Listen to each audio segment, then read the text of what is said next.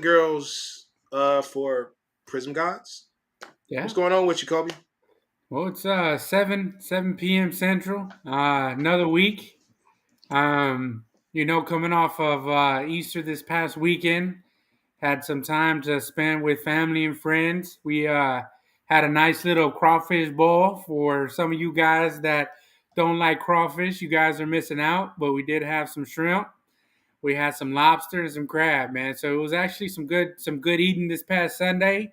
But here we are Tuesday, getting ready for the playoffs. I think we have a couple topics, today to go over. I think that's probably one of them. I don't want to let the cat out the bag yet, but excited for another week to spend with you guys. Remember, feel free to post any questions. We are pretty ad lib, we don't normally stick to every script. There goes Joel again. Welcome back. But definitely feel free to ask any questions that you guys would like some insight to. We'll give our most honest answer that we can. 100%, man. I appreciate it. I'm trying to chime in and get those people from Instagram real quick to hop in. So bear with me one moment while I get this done. Go ahead and put Let's the see. you want to roll. You want to roll the music. Oh, you know what? Might as well go ahead and get that done. You're right. Go ahead and start us off.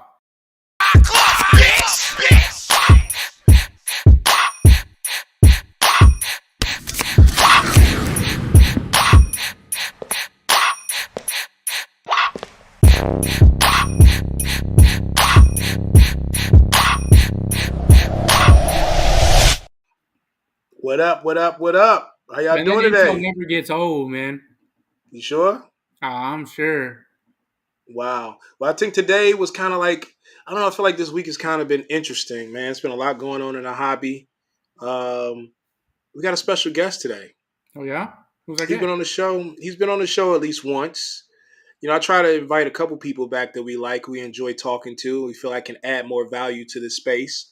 Um, I am trying to still get this Instagram working. For some reason, it's not working, but that's okay. We'll keep going or until I can figure this out. But you want to talk about this guest? When you talk about something else real quick.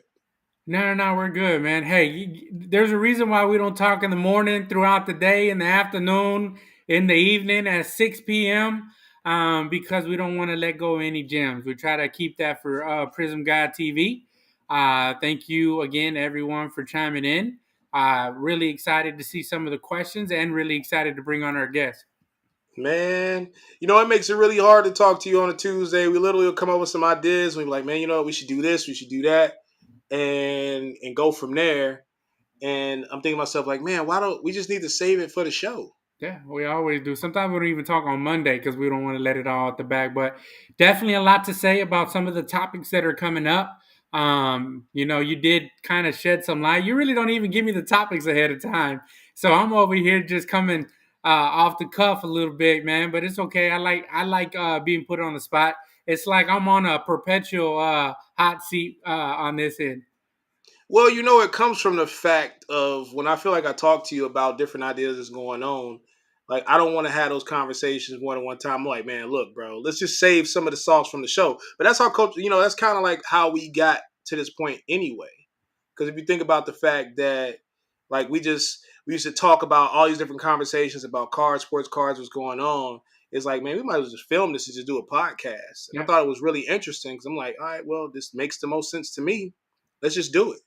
And so that's how Prism God TV kind of was born a little bit. And that's where we at. Let's see if I can get this chime in. If I can't get it going, it's fine.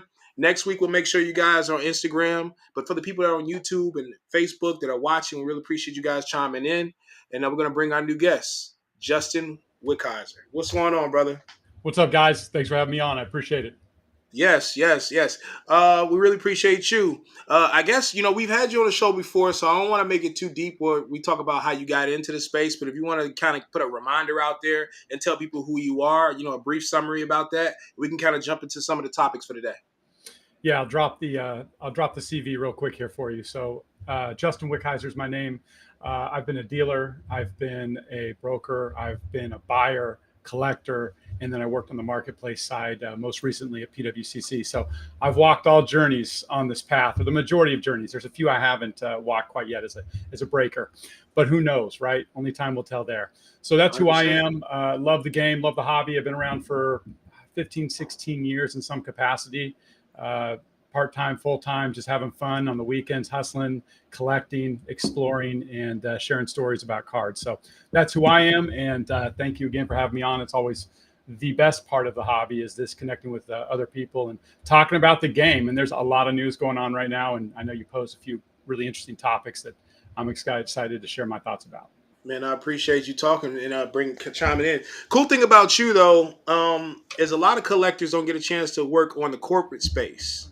Yeah. And I think that's really cool to be able to see, especially with PWCC, being able to see the back housing of what, of what happens in corporate America. Because me and Kobe Collector, we're on the outside looking in, and we always give our perception of it. We always, and I don't want you to tell too much because I don't want you to, I know you still got friends there, but for the most part, can you talk to us a little bit about what it's like being a collector and then working in corporate, the corporate aspect of it?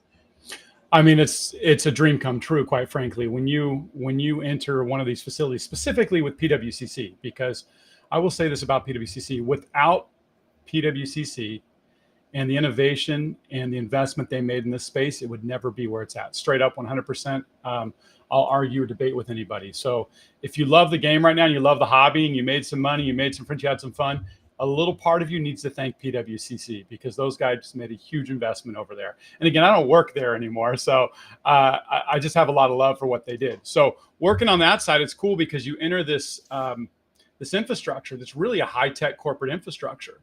And I left the game of law, which I worked at a firm that had over 100 litigators around the globe. And so I was used to really big corporate infrastructures, big events, great facilities. The best facilities, quite frankly, when you're working with litigators that, are all making around $500,000 a year. And so when we moved to that environment, and I saw that at PWCC, I was like, wow, they're investing for the future. They're doing things the right way. And that's what I felt the entire time that I was there. It was a startup environment and still is a startup environment. So you're like licking post stamps on one hand and, working with customers on the other, and trying to help consult and facilitate assets, especially in my role. But I have a lot of love for the people there. Jesse Craig is probably, in my opinion, one of the top 3 best people in this entire space. He's honest. He's forthright. I really love the guy. I quite frankly do. There's another gentleman there named Tony Carley. The whole team is great, quite frankly. And that's what the weirdest thing was, Raph, when I was going in there. And I was like, after the first week, I remember coming home and telling my wife, like, it's weird. I'm working at a place now where I don't dislike anyone. It's like after a week, like I liked everybody in the company because they all had a mission and a vision. So that was cool. And then of course you go into the vault, and I don't think you can do this anymore. I think they put security protocols around this, but I used to just walk in the vault after work and go in there and take a look at things. And what do I pull out? It's like, okay, PSA 10, Kobe Topps gold refractor. It's like, oh, that's kind of cool. Oh, okay. A PSA 9, 60 mantle or a 59 mantle. It was endless. And then you'd pull things that you didn't know what they were, right? Like pocket monsters, PSA 10s all over the place, all sorts of rare, unique artifacts that were in that facility and cataloged effectively. It's just a really impressive operation. There's nothing sexy about the trenches there at PWCC. Those guys go in there. They've got about 40, 50 guys that go and work the supply chain there. There is nothing sexy about it. It takes a lot of hard work to build. And, I got to have a lot of fun doing some of the content, engaging with a lot of the high-end collectors and customers. And then the cards themselves, man, it just blows you away. I think I got kicked out like 3 or 4 times or a couple times. Like, hey, Justin, you can't spend all day in the vault, But as somebody that loves the game, you got to do, man. Exactly. I was doing it on my smartphone, right? You can text and do all those things, but no, it's the truth is that you can get lost in there and get mesmerized a little bit. But I think that's also what added to the mentality why everybody works so hard there. Mm-hmm. And because they loved it and they were willing to do whatever it took, because you're around these cards that I still find mesmerizing. So that's the experience. The other aspect of it is you have all sorts of interesting people that come in. if I may just can I share just one quick story with you that was kind of cool and Sure. interesting? So we had these two guys fly in from Denmark, and they arrived unannounced, and they bring with them this Pokemon collection. And this Pokemon collection had like 6 sealed jungle booster boxes. It had like a bunch of sealed fossil boxes, a bunch of sealed Team Rocket boxes, had all of the first edition base set, multiple copies, raw, some graded through CSG. But they'd eventually essentially brought a collection of about $4 or $5 million. Flew to PWCC unannounced, showed up there, spoke English somewhat, and we got the notification up in our team, which was the sales team, came down and met with those guys, and that was just really cool because it's like cross-cultural. They came from Denmark. They bring all these grails. Some of them I have no idea what they are, and I have to tell them. I gave them a tour of the vault. I ended up giving them a ride back to the airport that day and took them to dinner because they couldn't get a cab, get a rental car because they didn't have an effective driver's license for that. And I'm still friends with those people today, and they're playing in the Pokemon World Championships that are taking place right now. I just heard from them recently. So those were the kind of things that kind of happen on a daily basis that were really cool and really exciting, and they still happen in this space. So working on the corporate side was definitely very, very rewarding. The people, though, just like any organization I've ever worked in, they really drive my interest within an organization, and the amount of effort and that you can put forth, really an amount you can accomplish is really whatever they support. So there's my overview of PWCC. Of course, there's a lot more here and there, but what questions do you have about, the corporate side of the world? I'll share it all with you. There's nothing to hide, quite frankly. I will say this. I know Kobe's probably going to chime in a second, but I think for me, you brought up an interesting point. Maybe, I don't know if I buy as many cards if I work for PWCC, because I get to see some of the cards that I would like to own. So it's like, if I'm there every day and I get to see stuff that I'm like, man, I've been looking for that card. Oh, okay. Yeah. Well, I get to see it every day at work. So it kind of, you can't take it home, but you probably work more you probably work more than you're staying at home anyway. So it's kind of like your second home most of the time anyway. So I think I can live with the fact of being able to just see some cards and being able to appreciate them, and being able to see them for the works of art that they are. And I think this is really cool. So that's just my 2 cents. Because I sub through PSA, I sub a whole bunch of cards, and I don't know if I'm looking at a PSA 10 Topps Chrome, a Topps Finest Gold refractor of Kobe, but I have seen some houses, right, and a couple houses at that in one card, and when I show them to my kids, I'm just like, man, this is a house, right? Like, nah, that's not a house. I'm like, yeah. Look at, maybe go on PWC recent sales and see what it just sold for. Yeah. And they were like, man, no way. And it's interesting, right? Whenever you watch these movies, you see them lugging around like pallets of cash. And before, it's funny how it's kind of got shrunken down to like a suitcase was $1 million. But before, I remember growing up, and pallets of money used to be $1 million, and used to be, wow, man, look at all that money. But now, right, the way, the hobby has evolved, you can have pretty much that same amount of money in like 1 or 2 cards. I don't have any of those, of course. Ralph probably does, but I definitely can definitely appreciate that sentiment that you had in regards to walking in the vault, being able to see some pieces that you probably wouldn't have seen, without being in that vault. But I'm also fortunate enough to see a lot of cards that are graded from overseas. I actually grade a lot of cards from some customers I have overseas that have cards from the early 2000s that haven't surfaced and you haven't seen for sale in a long time. Yeah, that's 100% true. The majority of the hobby is still trying to figure out, myself included, by the way, even though I've been doing this for 15 or 16 years, about getting the story and learning about all the different inserts from late 90s to early 2000s. That feels like a never-ending journey. As a matter of fact, we were both at Mint Collective, myself and Raphael, and I was talking to Naz. And again, I've been around this game for a long time. I've owed PSA 10s of some pretty big cards, significant cards, and he taught me something about PMG Championship cards that I just didn't know. And so that's kind of cool. You want to talk about building a niche for yourself? I think Naz has been in this game for a couple of years now, and he's already the expert in this specific category. And so that's really cool. And those cards do live in the PWCC vault. There's just so much, and it's not just only cards.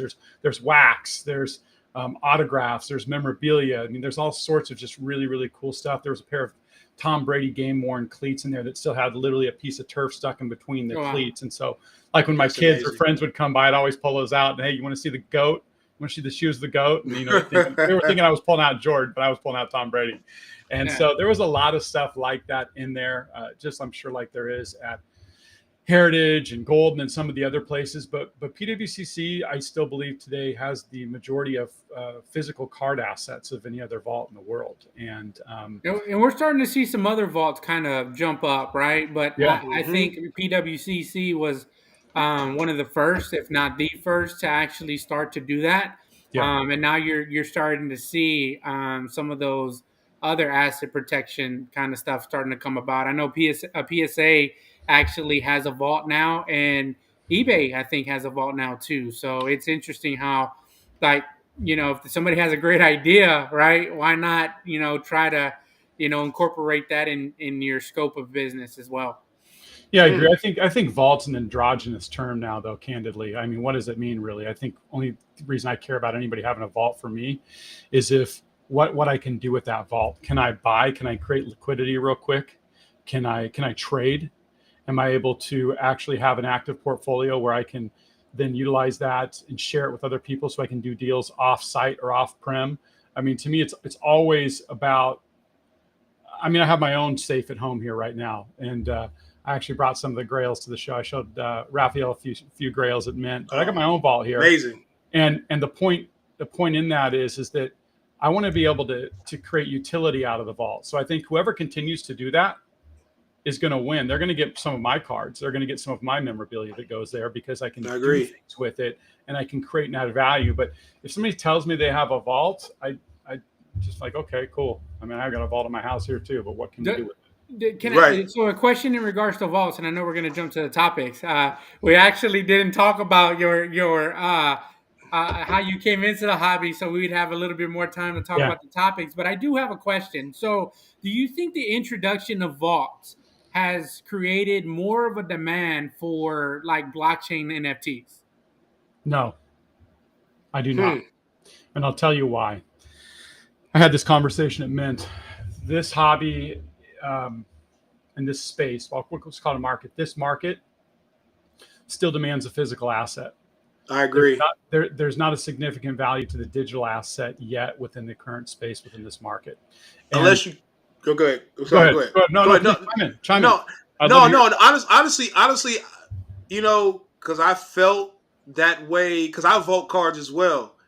And I'm torn because a lot of times, like, I love the safety blanket of having something safe and secure because I always have this phobia when I go out of town, the house is going to burn down. What's going to happen? Like, just anything. And so I do get that resilience to that. But I think you're 100% right. I think they can come up with something tangible that makes sense. And it has to be more than just the capital, right? Because the capital thing was cool in the beginning. But as and I don't want to speak negative, but I'm going to speak reality, right? Yeah. There's a lot of people that got killed on those loans over leverage because and the thing is, nobody assumed that the market was going to be like where it is right now, where now like people that bought cards 2 years ago is down 50% or less. Yeah, there's cards now are selling for $250,000 that are selling for 40, 50 grand now. Look at what happened with that guy who bought the BGS 9 Trevor Lawrence Nebula, right? Or a BGS 9. He crossed it to a PSA 10, right? I think he bought it for $6,600. He crossed it to a PSA 10, right? Yeah. Or 12. He bought it for 12, crossed it to a PSA 10, and then it sold for $6,000 like 6 months later. Mm-hmm. Yeah, but what's that worth right now? I mean, this is going to lead into our conversation later. Like right now, Trevor Lawrence stuff is hot. It's going to only get hotter. I mean, from somebody that's in the trenches like myself, that's graded thousands and thousands of cards recently and sold them. If you buy and sell the right stuff, it flips like that. Yep. But if you're looking for the one-hit wonder It's a Tesla. Okay, if you're looking for the Tesla cars, right? The Tesla cars you want to flip in 30 days, uh, bro, that ain't going to fly around here right now unless it's something rare that you get from overseas. Unless you do a deal with PrizmGawds and Philip sends you something that has not been seen and you grade it, maybe you can get that done. But other than that, that's not that was a transactional period of this space that was fun. It was cool. Enjoyed it while it lasted. Made some money. I lost some money. I'm sure you guys can both say the same exact thing. Agreed. But it's just like, now you got to change your move. You scored on me 6 times with the spin move. All right. Now you got to do something different. And that's where there's opportunities in the space. And there's a lot of them. And I'm so bullish on it right now. I'm so excited about what's taking place in the space with all the grading companies, even the new ones, with the platforms, with Fanatics. This is the best time in the hobby in the last 3 years right now. Cool to buy. Yeah, I agree with that. I agree with that. To make moves. I agree. Now it's a different dynamic, and I mean, this year is gonna oh my god, I've had conversations with people and they're telling me they got to get regular jobs now, and that's a conversation in itself. That like there are people in this now. The cool thing about it is there are people who are taking corporate jobs in the hobby so they can still stay active in this space, which is great. But we all know what everybody enjoys to do, which is to travel state to state, buy, sell, trade. Everybody's making money. Everybody's happy. You're right. It was all transactional. Now it's like basically it's kind of tied into what we're going to talk about today. Yeah. I don't know if we want to jump into it now, but I mean, I guess we might as well just kind of jump into it. Yeah, for sure. Today, one of today's topics, and I know we're going to talk about the NBA playoffs at some point in time today, but I kind of wanted to talk about how to become a collector in today's market. The importance of that all ties in together because we've all got killed on buys. We've all bought stuff at, high market at the time. But at the time, though, like, what's a high market? Who's like at one point in time, didn't people think PSA 10 Jordan would get to $1 million? Yeah. Then we literally, I think Gary Vee might have said it, didn't he? $1 million. And what are they now, though? 75 grand, 100 grand? PSA 10, no, it's about 140, 160K right now. Is that about right? Justin, I know you've been watching. Yeah, there's a couple there. There was that one that was sold on eBay recently for around 124,000. There was one on PWCC recently that I think sold for 160,000. Yep, I mean, they're really gonna fluctuate in the market between 100K and 200K at all times, I think, moving forward in the future. So I think that's what you can look forward to and look at. And I still think that a PSA 10 Jordan, you buy it and you get it for a price, you get it with the eye appeal that you like. 125K shield bid, somebody said maybe. I mean, that's the hard part about the game in general. It's like what's real and what's not. Shield bid, or creating price floors, right? So there's that thing too. Something happened. I think to Huey P's point, he talked about the fact of what was the name of that company? Probstein. They had found out Probstein was bidding on their shield bidded their own card or something like that. They won their own card. Rick did. I mean, I don't know. I don't have the facts in front of me right now, but I was kind of told through conversation that something like that had happened. And I could be wrong, so I don't want to just sit here and say that it just happened. But there's in conversation, I'm sure some people are in the chat that'll probably know a little bit more about it. I think QEP told me about it, to be honest with you. That card specifically. Here's what I think, though, right? Yeah, so I've done it before, right, where I've had a card, and it's like another one pops up just like it, and you know what you have in the card, and you're like, well, if I can get into it for this, right, why not throw a bid out there for it? So I don't know if that's necessarily, shield bidding, but I think it's creating a price floor for your card. And sometimes you might win it and sometimes you won't. But at least you know that it's not going to go under this threshold. All right, so on that. But I mean, but let me ask this question, if I may. So I don't think there's anything wrong with putting a price floor in on a card that you're going to pay for and buy. Did they not pay for it? That's the question. Yeah. That's a good question. So to clarify, UP said he bid it on the collectibles PSA 10. I think right. I remember seeing that now. It was on Card Porn. I really don't want to mention them too much, but let's just say they're on that site. And they bought it, and it was lower than normal, and they found out who was the actual person that bought it. Propane has a history of shilling. It's been confirmed, has been a lawsuits. Wow. Sorry to hear that too. But I will say this, for for the people that like the problem with the PSA 10 Jordan, in my opinion, is I think a lot of people were thinking they can buy and flip it within a certain time frame. So let's talk about that, right? What's your Well, intentions when you come into this space? Are you trying to buy, sell, trade, or are you a collector? And the topic today is how to become a collector in today's market. If you were buying cards during the boom, was that a good time to buy cards you were going to collect? No, I'm prices were like, too high. seriously. Prices were too high. I mean, all right, I so mean, that's the Justin, case. That's a perfect example that you just gave. I mean, the Jordan PSA 10 almost reaching $1 million. I think the highest recorded sale on it was around 750 ish, right? yeah, So there was definitely, like you said, a reset and refresh button that was hit. But I think we early on we always talked about if you're going to be a collector, right? Buy what you like, right? So if you're buying what you like, then you don't have to worry about what it's going to sell for later, right? A lot of people they get caught up in, oh man, is this $100 car going to become $500 in 5 years, right? And that's more of an investment kind of aspect of the hobby. But I have people that still have cards that they picked up 23 years ago, right?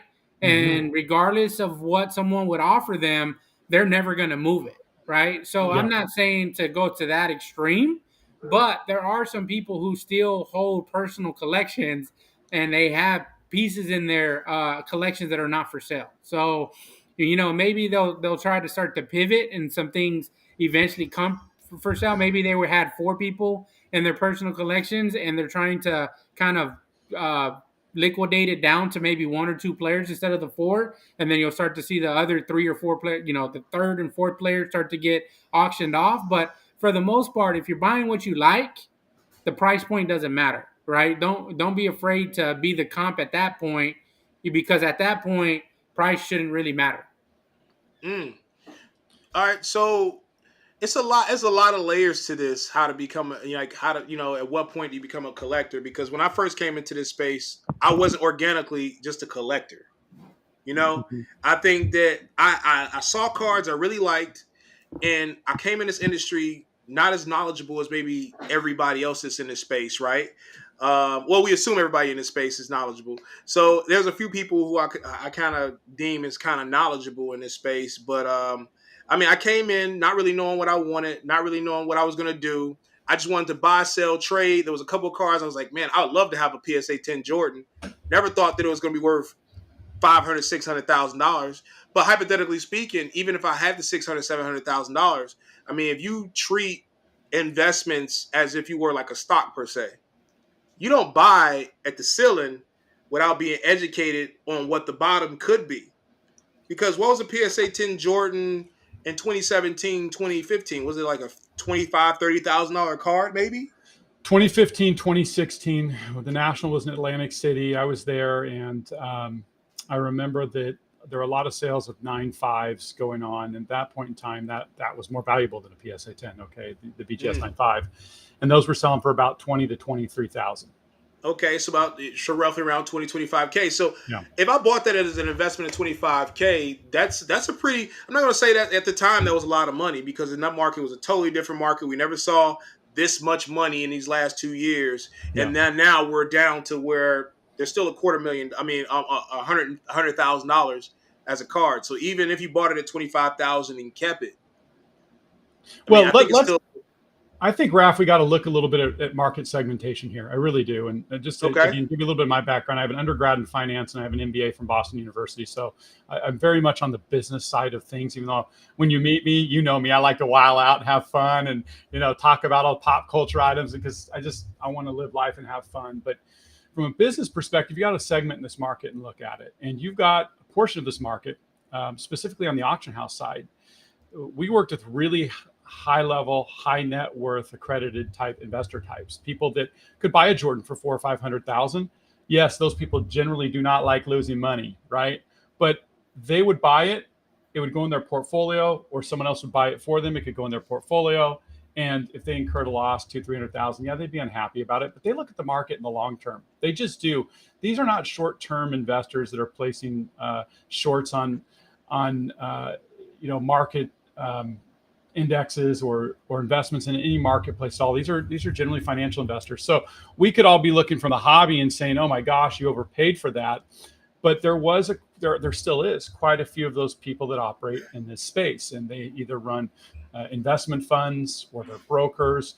They're involved in securities in some way or another. Again, I think even Golden has more of those people than PWCC has. So does that hurt? Are they always going to buy within the market? I can't answer those questions. I know obviously anytime you lose a significant amount of money, it hurts, and you don't want that to happen. But they generally take longer term outlooks on the market. And then you've got the middle market. And I'll say the middle market is probably where I play most of the time. My guess is you guys probably play in this too. Is you'll find the right assets, you'll buy and you'll sell them, or you'll keep them and you'll hold them. And to me, that is just that's an investment, a portfolio game. Is what's in your portfolio? What are you going to take losses on? What are you going to win on? What can you move in the short term? What can you hold in the long term? That's, I think, where people that have a profession in this space tend to play. So that's the second segment. I still think that's the smallest. Those two are the smallest segments. Then you have the entry-level segment. Okay, the entry-level segment is the guy that is hanging out with his buddy golfing, and he hears these in sports cards. And he goes, that's kind of cool. And he goes, what should I buy? And this is one of the great downfalls of this space right now. It's too complicated. Is we need to make it more simplistic for people. And I'm going to even tie this into something. That's why I actually like what Beckett did. I don't like how they retracted it, but I like what they did, and I like where their mindset was. Because what do people know that's easy to buy? What do you know that's easy to buy and that's going to be valuable to some degree? PSA 10 Jordans, BGS 10 Jordans, anything that's a 10 Jordan, right? Right. It's going to have some level of value. And so I think just tying it back in, I don't know, I don't work with those guys, but again, my mindset just kind of goes there like, hey, if we can make something a 10, it makes it easier for the hobby to get involved and digest it. And the only reason you would do that is because you wanted the entry level market to make it easier for them, to more of those people to become engaged within this space. So I hate the retraction. I hate the rollout. I'll quote one of my favorite historical personalities of all time is like, planning is indispensable. Plans are worthless. Like, you've got to execute on it. But that entry level market is massive right now. You go to shows all the time. I mean, I see you at every one. You don't miss them. I respect that so much. There's people buying tons of stuff between $0 and $100 right now, like that. Not even thinking about it. There's more $1,000 to $5,000 cards out in the space than I've ever seen before right now, that I'm buying quite a bit of myself. And then I think up from there, well, that's a little more strategic. There's certain people in certain situations, they buy things. But I think the market is segmented within those three phases. And for people that get in that entry level phase, they love the journey. They want to journey up into the mid market where a lot of us play at. But that takes time and it takes knowledge. So all three of those buyer persona types are still in the market. More to come with the mass media that's being put out there, like the Golden Touch, the Ken Golden documentary, all the crazy cool stuff that Fanatics is doing. And so I think the space is going to continue to expand from the bottom of the funnel up. I just don't know what the top of the funnel does. I think it's less people at the top of the funnel from what I've seen. And again, I'm speaking from the show floor. Yeah. Right? The show floor, very few people are spending $10,000 or more on a card at a regular show nowadays. It's probably in the last 2 years. But everybody on the ground floor, the $100 to $500, really the $500 to $2,000, $3,000 is freaking. It's moving left and right. It's like that. But you know what? I think that's a good thing though. I think that's good for us being able to know that the bottom is thriving. So eventually, people will graduate to the middle, and they'll graduate to the bigger items, and then therefore, like maybe you can become a collector that way. That's kind of how I scaled. I started off at the bottom, gradually got up to the middle, then eventually got to the point to where I can hold more expensive, bigger cards. And as I did that, I learned more. Yeah, I learned more, and I think that a lot of people are skipping those steps. They're just going right in. They don't know what's going on. So if you bought a PSA 10, that's kind of where I was alluding to. So when it came to becoming a collector in today's times, Well, You that's why don't there's no buy. longevity there either, though, right? So that's the microwave satisfaction there, where you're talking to your buddy on the golf course, and you're like, "Yeah, man, I just bought a car for 10 grand, and I flipped it for 20 grand, and netted 10K profit." And then he goes, "Ooh, I want to do that," so he'll hop on eBay and he buys a car for 10 grand, thinking that he's going to be able to flip it for 20. He Yep. ends up selling it for 5, and then he's out, right? Yep. Can't have that. Because there's no there's no real skin in the game there. So they didn't do their research. They were just thinking, oh, if he can do it, I can do it, right? Kind of the monkey see, monkey do approach. And then they Hmm. get toasted and then they're out. And so I think that there's a lot of people that come into the space where they're not as knowledgeable. And Justin, man, I appreciate that knowledge because that's stuff that people don't hear, right? I mean, if people were to tune into the show after a while, maybe somebody shares it to a buddy of theirs and they're trying to figure out, hey, I want to get into the hobby. I don't know where I fit in, but I do have some discretionary income that I'd like to kind of spread out. How can I do that? And then they start to do it. So, uh, yeah, well, there's a lot of people setting floors, but on the same token, man, it's just whenever you're coming into anything, it doesn't have to be a sports card, but whenever you get into investing, you have to do research, right? You have to be knowledgeable of what you're spending your money, or you might as well go in the backyard, put the barbecue pit on, and just throw your money in there because that's essentially what you're doing if you're unknowledgeable. We do try to give as many gems as we can, but do yourself a favor and really look at PWCC sales, look at eBay sales, hop on 130 point Terapeak, Golden Auction recent sales, and see what they sold for today, see what they sold for 3 months ago, right? And then wait a week and see what it probably sells for in a week, and then really educate yourself because I think in investing, right, a lot of people, whenever you look at your investment portfolios or your retirement portfolios, they don't look at it the month to month or the year to year. They look at it Hmm. 5 years, 10 years, right? What did it do 5 years ago? What did it do 10 years ago? And then the best predictor of the future is the past. So, I mean, just a couple things that I threw out there. So Yeah, really good points. Really good points. If I could just add one other thing to go that ahead. is I think one of the best learning grounds, and this is where I got in, and I still do it now. I grade a lot of sets. I love set grading. I have to learn about the card. I have to look it up. I have to see, okay, is this going to, especially vintage sets, if there's a crease, any sort of crease in it, it can't grade higher than a PSA 4. And so I'll look at the sets. I'll learn about the card. I'll learn about the centering, the history.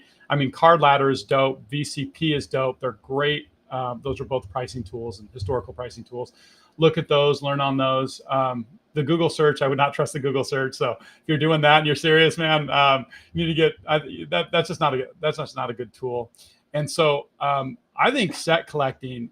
I don't understand why people don't do set collecting more. I think it's dope. I think PSA needs to give out some cooler prizes, like some really really cool stuff. But even at Mint, you got Naz's PMG set that was there. I mean, that is just so cool, and it's really worthy to be showcased in a museum-like setting, like it was at the Mint Collective. And I want people to get more involved in that. I think a universal set would be super fly too, because I don't show my allegiance to any grading company. My allegiance is really tied, I guess, somewhat to my dollars. But if I'm just collecting it, I don't mind if it's an SGC 53 top set mixed with PSA, mixed with Beckett, mixed with, I mean, Tag doesn't do this yet, but mixed with Tag, and then you have this universal set collection a set. I think that would be cool too, and I think that would bring a lot of people in because you can have a lot of fun with a big set, subbing those in, getting them graded, and then waiting for them to come back. And that just kind of feeds the hunger for more, especially if you do it with somebody that's like your son or your daughter or a homie or whoever it may be. I love the ideas. I mean, you brought up a couple of different valid points. I love the ideas, but the one thing that I think is missing out of everything you're saying, and even I realize it now talking to both of you guys, it's the education. The Yeah. education on a. I'm not like it's Yeah. one thing for us to do this podcast, right? That Mm-hmm. maybe 1,000 people, if we're lucky, watches it, right?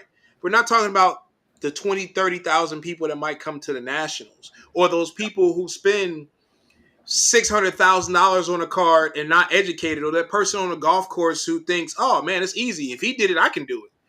there's a lot of education missed. And the unfortunate part though, is there's plenty of people who have lots of money and they won't do the research. They just assume that it's really easy. And if he can do it, I can do it. It's not a big deal. I know basketball, I know baseball, I know this, but it's just so many different tangible things. I have people tell me, who try to get into this space. They say, "Oh man, my favorite player is Tim Duncan." I'm like, "Yeah, that's great. So who are you gonna buy?" "I'm gonna buy Tim He Duncan," doesn't sell. but he doesn't sell. And that's not. It's kind of disrespectful that of course he doesn't sell, but he doesn't get any hobby love, and people don't understand it. There's a such thing as hobby love. Like if you don't Mhm. get hobby, like there's a reason why the Bowman, the 52 Mantle top sells for more than the Bowman. There's a reason why, you know what I mean? So it's like if you don't know that and you don't understand the history of it, you'll just assume, oh, I'll do this and I'll do that. But that's not how it works. You have to really learn the space. But I think that there has to be some type of education that has to happen. Even going back to the set building. I think it's a great idea and I think it's all fun. But a lot of these new people in this space, I'm not going to say collectors, because I think a lot of people are kind of hybrids at this point. Like, I'm a hybrid because, like I said, I always say consider myself a hybrid. And I don't really do set building. I mean, I do have a nice Jay-Z collection that I'm still building up. But here's the thing though. It took for me to find that passion though. Yeah. And I think it took for me to find something that I was like, you know what? This is rare enough and dope enough for me to go after. And I think I want to do this. This is what I love. I'm going to do this. And I think that it's going to take a little bit of time for people to be able to appreciate that and do those things. So So one of the guys is just for your set to get you going on your set collecting there. I have a buddy. His name is Tim Dye. He's actually Exquisite Collector on Instagram. If you haven't checked out his page, go ahead and check it out, and you'll be there for a couple weeks. But he actually has what there was another guy that was in the hobby before him that was Exquisite 613. I don't know if you know these names or not, but Exquisite 613 was putting together the master sets for Exquisite. So Mhm. 2003, 2004, whenever Mhm. they came out, he would buy them all and it didn't matter the price. So he was actually setting the markets for those. And then Jim got out, right? And so you saw Shine kind of pick up a lot of his collection and you start to see it being priced out to personal collections. But back to Tim, he actually sends me complete sets so that I can submit them into PSA, and they're sequentially numbered in order by the set, right? So we purposely do that, and so his last one was a complete 2008 exquisite set with all the rookie patch autos, and they're That's they're dope. listed in sequential order. And I think he even reached out to Nat Turner and said, "Hey, I'm gonna start actually grading all of my sets, right? And they're going to be sequentially ordered." And so they added some more registries to their set registry collection on their platform to be able to allow people like him to grade and then register their sets on their platform. That's can dope. some can somebody tell me what the benefit of registry is? I just learned a little bit about it at the Men Collective after seeing Nab's set. Like, how So does they that actually work? Can give out anybody tell? awards at the end of Yeah. the year. They so you're graded based upon how set completion, right, rarity, and then at the end of the year they'll give out awards based on completionness, right, of a certain set and rarity of it. You'll have to have Baz on the show to talk about the weighting and whatnot. He taught me a lot about it. I mean, honestly, he taught me a lot of different things that I wasn't even aware of. Again, and I've got a much deeper history in this game. It just tells you, like, when somebody's a G and they're interested in something and they dive all the way into it, you got to Yeah, respect that. So yeah, they weight it, and then part of it's too. It's like, I mean, let's like everything. It's a little bit of flex, right? It's like I got the dopest set, and and it's kind of cool too, especially if you know somebody's much wealthier or more well connected than you are, and you've got a greater set.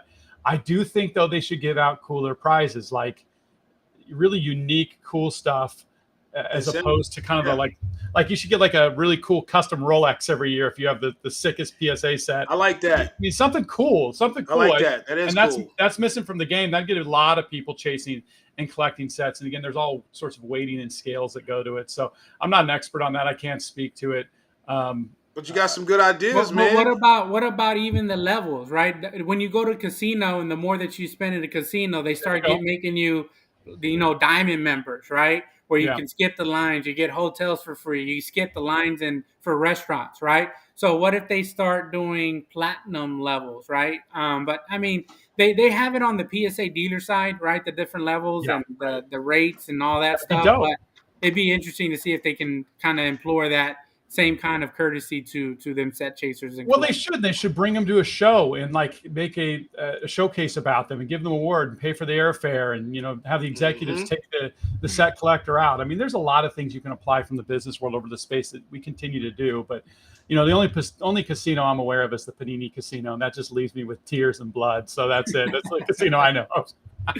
I don't know if you guys remember it though, but one of the big things that Upper Deck did towards the end of their run with Exquisite is that they put like a Willy Wonka chocolate ticket inside one of their boxes, and Yeah, I think they gave out 5 tickets. I do And remember what that allowed someone to do was to go build their own Exquisite box, I remember right? that. And Yeah. take a tour through the factory or whatever, and hmm then they get to leave with that box that they created for themselves. So That was I think amazing. I think Bring there it was back. only it was limited to certain, right. You would have to do what would naturally come in one of the boxes, but they did were able to pick some pretty dope stuff out of that and then leave with it. So I mean, it's So the you could have got memories. me a dual logo man, double Uh, logo man, Jordan, well, Washington Wizards and Bulls. Gerald actually had that year. He actually had like 36 of like the 60 or 70 dual logomens out of that set. That's crazy. And one of them was the Kobe Jordan dual logoman. And I think he may have had his hands on the LeBron Jordan dual auto logoman as well. So Justin, I have a question because I know Yeah, we're kind of. I mean, absolutely. we're gonna switch topics real quick, but I want to make sure we do it for the people that can't. That we're kind of talking over their heads a little bit. And I wanted to make it very simple for people. How do you? Hey, let me start off by asking this: How do you start? How do you check your comps when you're looking up value on cards?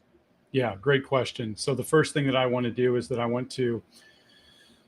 It's really going to depend on the category of a card, right? If it's a one of one, let's say for example, I bought an Otani one of one bat barrel autograph card on eBay recently. There was no comp on that. Okay, there is no comp on that. What I can do is I can look at other bat barrel autograph cards of that set type or other set types that are raw, and then I can see what they go for. And this is where I was going to shout out. You got a couple people active on here, which is cool. Huey P, what up? Joel, how you doing? Ziggy, what's happening? One of the things I want to say, I've never been shill bid on an auction, and I'll tell you why. I never have, 100%, because I know what my price is, and I don't care. I'm going to set my price, bid it up all you want. I don't care. I'm going to set it there. Well, some people will say, well, it doesn't matter. I was comfortable, and I was going to set bought that it at price, your number, yeah. and I wasn't going to chase that price, because one thing in the game you got to realize, there's always more cards. Yep. Always more cards. Except and a friend of mine pop one. Really? Well, there's always something else to be excited about. So I know. It is funny you say that though, Justin. Though I mean, that's exact. I had that similar conversation about that today, where somebody did tell me that like 90% of auctions today are like shield. Okay, I'm gonna bid to a certain point, like you said, right? I know what threshold is at. That's what I feel comfortable paying. If somebody bids me up, all that's going to do is establish the value that I think the card is worth anyway, right? Right. Because if I think a card is worth $500, right, and it only goes for 300, then I mean, if it's for like a PC, I'm gonna be like, man, I saved $200, right? But if it's an investment piece and it doesn't reach that threshold that I was willing to pay for it, then I essentially have a card that I think is worth a lot more than what the comp justifies.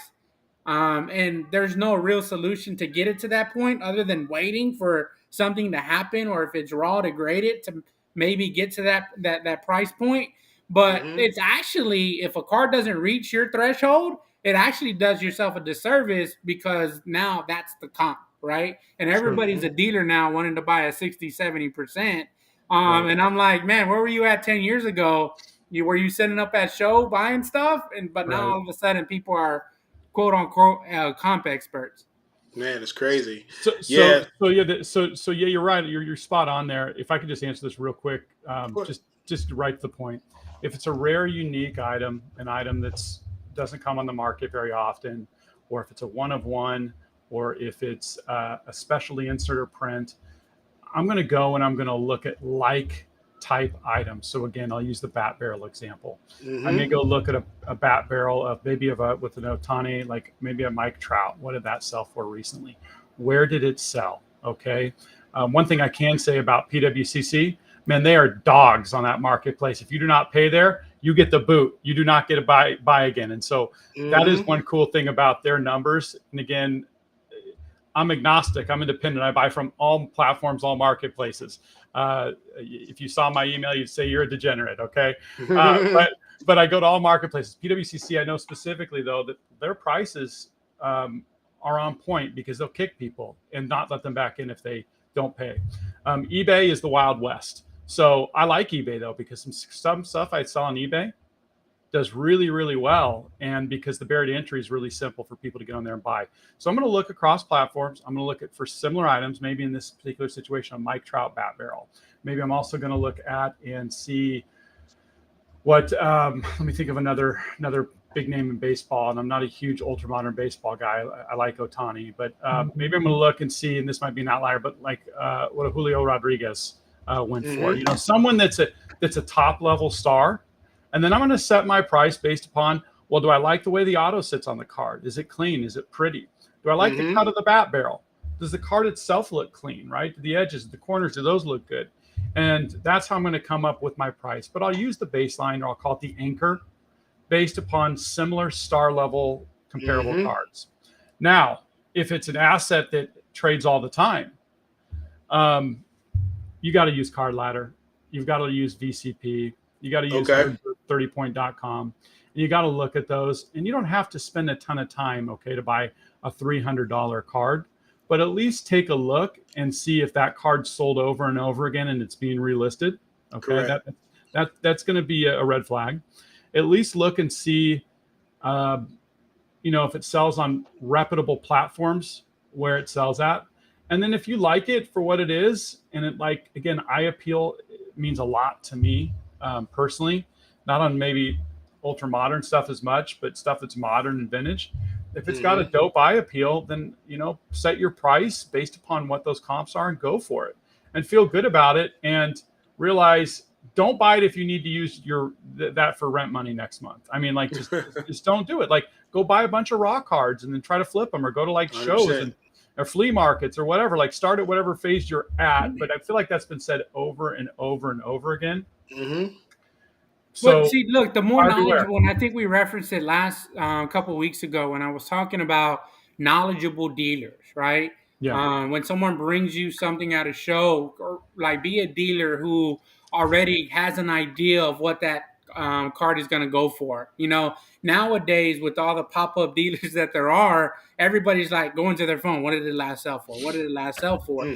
But I think as you acclimate yourself to the hobby, right, you get a kind of a feel of what a card starts to sell for, right? That's right. So then you start to establish that feel, and then you go off of kind of touch, right? You're able to kind of bid and win cards, and maybe even leave yourself a little bit of meat on the bone to be able to flip it if that's what you're in the hobby to do. 100. Let me chime in real quick, because I want you guys to know something. I want y'all to be focused on this. We want to talk about how to become a collector in today's market. And I understand, you know, and I really appreciate everybody's input on this. So the reason why I asked you what platform you like to check comps, because I thought it was important, because there's a bunch of different platforms that people can use to verify comps. Right. But let's assume if I was somebody that liked Ja Morant, right? And I wanted a really nice Ja Morant to PC, because this is why this is important, because we kept referencing the Jordan. Let's assume that everybody that bought that card was somebody that was willing to hold it long term. So what do you typically do? You probably don't want to over leverage yourself, but you want to at least make sure that you, what's the word, Justin or Mark, when you buy it again, to mitigate your risk or offset your cost. So if you buy it at $500,000 and you turn around and buy it at $100,000, now you're only into it at $3,000. You buy it one more time, now you're only into it at $2,000, and you keep going. And then that's how you kind of get some of that value down. And if you know that potentially it can get back to 6, now you're talking about $1.8 million at that point in time when it get back to 6, and that's a great investment if you're looking for something to PC. So I'm just gonna say, if Ja Morant, if you're looking for a nice Ja Morant and you wanted something like this, right? And I'm using this just as an example, right? And I was a Ja Morant collector and I bought this card. First of all, what do you guys think this card's worth? Just off the top of your head. So before I answer that, can I tell you what I like about the card and what I would look for? Okay. So go ahead. No, this is important. If we want to teach people the game, let's teach them it the right way. So number one, it has to have the RC logo on it. If you disagree with me, I'm willing to debate you on that. But they go for significantly more, and I want the rookie card logo on it. That's going to be really important to me, and it is to most collectors. Now, most collectors also don't really care for the ruby. They don't like the ruby foil. The patch swatch is dope. I like the patch swatch. That's pretty cool. It's numbered out of 15. I prefer the green emerald. I think a lot of people prefer the green emerald. And this is just the wonkiness, but this is the charm of the hobby too, because if you look like a select green insert number to 5, people hate those. But on Flawless, I like the greens. The greens tend to sell better as well, the emeralds. And so on the ruby one, it's going to be less valuable. It's not going to be a horizontal, and the horizontal is the preference of collectors, so the horizontal RPA. Excuse me, the vertical RPA. Yeah, vertical. This is the horizontal. Sorry, thank you. That's correct. So it's going to be all I can afford right now, though. It's a dope card. I like it. I think it's a dope card. I just want a nice Ja Morant, though. I'm a collector. Yeah. What's it worth? Well, so first thing is this. Because cards trade, it was just way easier like 6 years ago. 3,500, man. I was going to say $8,000. On the price was right. Yeah. It's 3,500. I was going to say $8,000. You could buy this, $8,000 and feel good about it. I'd say anywhere from 8 to 9,500 and feel good about it. Maybe even 10. It's a rookie card. So I think you could feel really good about that card, and it's a dope card. But I'm telling you why it's not worth 20 or 15 is because some of those attributes. And if you guys disagree, please chime in. So the only thing I'm gonna argue with about, right? Okay. And you'll see all day, every day. There's a lower number cards don't always equate to more money. Right? I agree. Yeah. And the one thing that I actually like about the ruby more than I would like about the emerald is I have the potential to get it jersey numbered. And see, I'm a jersey numbered guy. Sure. Right? And that gives me just enough serial numbers there to potentially find the 12 out of 15. And so that's why it would be more appealing to me. But obviously, I think the emerald would go for a little more. Wonderful point. And these are like really important things if you're listening to the game right now. I mean, this is charge it to the game because right now you're learning about it. 100%. And that's a really good point. You could get a jersey number, and jersey numbers sell for a premium. Exactly. Joel asks, do you put a premium on a first print? I don't. I don't care about the alpha or the omega. That's more of a Marvel thing that people follow and do. I don't really do that either. I'll ask you guys, but for me, no, I don't put a premium on it. Jersey number is the only thing I'll put a premium on. Yeah, jersey, exactly. I'm the same way. But no, the reason why this is important is I just really wanted to pull up this analytics and just see, first of all, if I'm looking for a rare card. Using, by the way, you might as well. I'm sorry. Well, I didn't really, they're not a paid sponsor, but I'm just gonna say, but they were a sponsor of Coach Collision. So alt. This is actually coming from Only Alt, and this is I just use this because it's a generic. That's why I asked who you guys use. And I was going to show you what I found. I was going to use Card Ladder. They do have a lot more analytics there, and they go back a lot further. But it was just very simple. I did it. Wanted to show what they valued it at. Of course, it's anywhere from $5,500 to $9,000. So if I offer somebody $6,000, that's probably fair market value. But here's the thing, and this guy here on Alt has it for $9,000, the best offer. Now, if you look at the fact that there's the last couple sales, the last sale was in December 4th of $9,600. And on PWCC, but Ralph, the other thing that comes into play with that is if they're BGS and these are outline BGS, what are the subs, right? Because that's the other thing that kind of comes into play. Is it a min gem, right? You showed a min gem card, and that's I don't have the information in front of me, but more so, I was just kind of like just wanting to show the analytics of what the ceiling could be and what the bottom could be, and so. If right now is the bottom at $5,000, and if I'm a collector, from a like this is really my point. I just want to prove the fact that is right now a good time to buy cars that potentially you could be a collector of, or do we go lower? I mean, if I offered $5,000 and I know the last comp was in December for 9,600, I think that's probably fair market value, and I'm probably getting it for I think you would think it's a pretty good price at 5,000 because Yeah. based upon the analytics, of course, if we're trending down, it's probably $7,000 car. But I'm just kind of talking to the people who out here who really kind of want to understand what's a good buy-in price. If I really want to buy something I really, really like, because I always tell people when I buy a car that I really love, I like to have equity. Don't you like to have equity?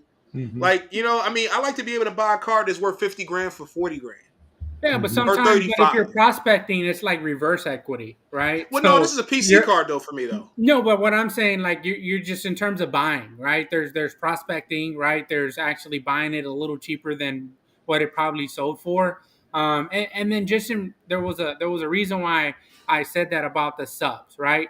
And that's the same argument that we had last week when we talked about why Beckett, BGS yeah. is a lot better than, or what's kept it relevant in the hobby for so long, was we get to see what they graded each one of those four subs at. And so, like you saw on that one, it was a min gem because it had one, 9 and then three 9 center, 9.5s. So if that card was actually quad 9.5s, right, and it's all subjective and relative by the person that's grading it, but it actually has more eye appeal and then therefore becomes more valuable. I agree. Yeah, I really like that example. That was an excellent example, and I'm glad you brought up Alt, because I will say this about Alt. I think they have the best tech stack and best interface in the entire market. Straight up, 100%. That is a fun website to be on, and Well, they're the simple. newest too, It's right? And they're simple. the well, most. it's the most elegant interface. Yeah. It's just, Yeah, quite it's frankly, simple. it's a really, really cool platform. And that pricing tool is so cool, where you can go through and see the last 3 or 4 comps from eBay, PWCC, Gold, and et cetera. That aggregating the pricing data like that is a total game changer. And I love that. That was a great example. And so for that Ruby jaw, if you could get that at 7,500, what's he asking? 9, you said on it? Yeah, Yeah, 9,000. So let's just safe to assume that it's 7,500 not eight. worth. Yeah, it's not worth what it. I mean, obviously, if it's at 9,000 OBO, it's not worth the 9,600 that it was worth in December. So that's Yeah. why, like, if I'm buying it to PC, which is why I really want to promote people being a collector now, because we've been transactional for these last couple of years. I Yeah. really want to push the fact that I feel like it'd be nice to see more people hold cards, because I feel like at some point that's what's going to help us get to the next level. People have to be willing to hold a card and Well, that buy a goes into the card and next enjoy it. conversation, though, Of right? course. Go ahead. It does go into the next topic, and I don't know what order of topics you were going to talk about, but if you go into the next topic about buying platforms, it's an excellent segue, right? Into that. Yeah, Okay. if I can make one more comment real quick on that jaw card. So you're right, you got to hold a certain amount of stuff. I have a ton of stuff I'm holding right now, and I have some stuff that I'm moving, and I do on a weekly basis. But for that jaw card, this is what's cool about that. We're in the NBA itself right now. This is the worst time in the NBA in the history of my lifetime, candidly, I because agree. we've got this gap right now of aging, fading superstars and goats, Yes. and then this young emerging crop that's going to come up and take place, but nobody's really come up and take place. Part of it is the way the NBA is structured now, the league, the players, the rules. That's fine. Someone's going to have to rise above. But to me, like Luka cards are like finally affordable again, which I I love. agree. And I would make a play on Luka cards. And then Ja, you can't tell me Ja is not one of the top 3 most exciting, best Potential players in the face of the league right league, now. man. Potential face Absolutely. of the league. Absolutely. Potential. And so what a Yeah. great play on that card as the community or the space builds, if you love it and you like holding it, and you're like, hey, listen, I don't want to put this into housing since, housing is in the worst financial crisis it's been in a long, long time. And I don't want to put my money into this thing that I don't enjoy as much. You could move it into that Ruby Flawless card, which has got a beautiful grade for it. It's a beautiful card. It's in one of the premier sets. And I want to say this to people on It's the a tough grade too. right now listening, tough grade. Like, go after the premier sets. Don't buy craps. 100%. Don't buy NBA hoops. I mean, don't buy the secondary, third level products unless you're just having fun and you're looking to like rip some wax with a friend and you love that component. If you're really going to invest, like, that's a dope card to invest That's an in. Make an investment offer card. for Exactly. $7,800. If he Top makes a run through the five. playoffs, and kills it, lights it up, and then he's anointed as the next one, that is a $15,000 Yeah, card. but see, Again, but you're talking about holding, right? You're talking about investment pieces, right? yeah, But in terms of a collector, if your entry point is the NBA hoops, right? There's a reason why NBA Hoops has the parallels that they have, right? Because you can open up that box and still pull a $3, $4, $5,000 card, right? I was tracking some sales on some Donruss cards, and they have this like laser kind of eye appeal to them right now. yeah, And a 101 LeBron just sold for $2,700, right? So cool. there's still some stuff in there that might be investable or collectible out of that. Yeah, But it's all about determining what the entry point is at, Man, and so there is a market out there for NBA hoops. Is all I'm trying to say. let me yeah. chime No, in real quick. that's a fair market, and that's a fair point. Absolutely, for people, it's all about your price tolerance on things. All right, let me just chime in real quick. We're about an hour and 5 minutes in, and I want to try to make sure we get out of here. I feel like last time we talked with Justin, man, I felt like we were on here for a long time too. I'm sorry, I won't talk as much, man. I just, Bro, no, I no, enjoy because the look, game. I enjoy the game. No, look, it's not the that. passion is important. It's okay. Like, I just don't want. I appreciate your time, so you just want to make sure we're keeping it going. The best of us. I also want to throw out there. He said, I would also like to factor how likely it is to be able to buy that card again. Prime example. I bought the BGS 10 Bowman Chrome Refractor LeBron. It's pop 4. I really have no ambition of selling that card. That's a great example, and it's a great point. Even that Jaw was pop 5. So, I mean, but it is numbered to 15, but it is pop 5. So it's definitely a tough grade, and there's no PSA 10. So that's a very good point there. All right, so the next topic, if you guys want to talk about it, what's going to happen in this NBA playoffs? I mean, we kind of talked about it a little bit. I mean, you guys want to just throw any quick predictions on who's going to win a championship? Like he said, it's weird, right? Like the It is. landscape of NBA today is so weird. Like you look up and the Sacramento Kings made the playoffs for the first time in like 20 years, Yeah. right? And they're not even a low seed, right? You would think Sacramento Kings, they're going to limp into the playoffs. They're like a 9-10 seed. I think they're like the second or third seed in the West right now. Really well, man. They're playing really well. I agree. And Atlanta, I think Atlanta and Miami are playing right now, and they're like perpetually, they're like number 4 and 5 seed in the East. They're like 7 and 8, right? Fighting or 8 and 9. I forget how they do the playing now. I don't know what's either. And I think they're 7 and Bro, 8, 7 and 9. it's so confusing. I'm looking at them. I'm looking at it right now. I'm going to say this: the NBA needs to get rid of the play-in. I'm going to say that for sure. Yeah, the play-in is so garbage because it's like a cop-out for teams who shouldn't have made the playoffs to begin with. Maybe if you get rid of that, maybe LeBron or some of these high-profile players will play more games when they know that they're more valid. So get what I'm saying? the other thing that they could do too is that when the playoffs come around, instead of having 2 separate leagues, right? They combine them, right?